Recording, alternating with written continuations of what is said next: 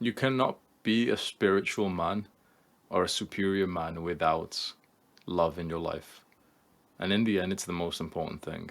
The reason why we work so hard, the reason why we try and free ourselves and our families for love, the reason why we do every single act that we do is for status, and status is for sex, and sex is for love. In the end, it all comes back to that. So these people are just simply the part of the 49% shallow breathers, Jeffries, who don't even understand the world. They've watched a couple of red pill videos from like, I don't know, the fucking red pill guys, podcasts and stuff, and they've just heard the same like real world advice, which for men who are like shallow breathers, for men who are like mediocre and pathetic, they should follow the advice of like, yeah, just just put your brain down and just work for the system. 100% they should follow the advice. But for men who actually aim to get to the next level of like consciousness and spirituality, who want to achieve like more things in life than just the paycheck, 100% you should be integrating, if not even prioritizing love above other things. I'll have periods of my life where work takes a priority over love and my woman.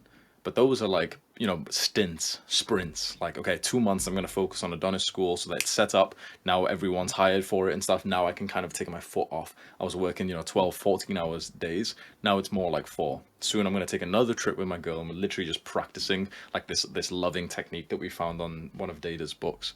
Because without this in your life, it's hard to explain because I'm very new to spirituality myself. It's only been a couple of months or something, but I'm realizing that without this part of your life, there's no point to live, because your purpose and everything you do as a man, these guys online have deluded us to think that it's all about work, but it's not. In the end, it's all about love and freedom and these kind of like blue pill things.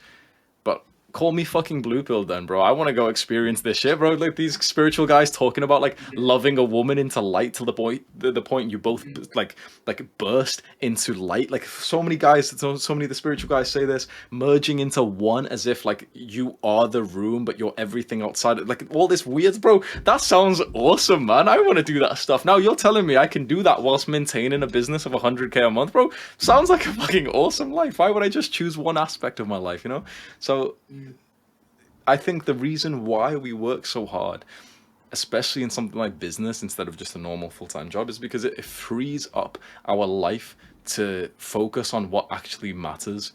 And in the end, it's always those like soft things like freedom and love. I personally think you're doing the right thing. Now, I don't know all the details. You could be acting like a simp. You could be, for example, like, taking all the time off work and only being with the girl and, messing up. If you're following what as best as you can from this book, you have the greatest teacher in the entire world that I know of right now, and I think you'll do well there. You sound like a very smart young man.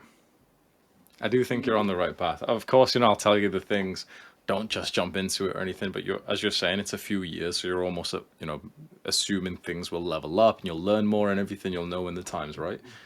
I don't think this, male advantage red pill thing, I don't think it's as smart as people really think it is. It's 100% men do peak very late in life, especially if you've got good health and you make long-term money and stuff. But to use that as an excuse for degeneracy and like haram behavior, having gone down that path myself, I can tell you there isn't much at the end of the rainbow.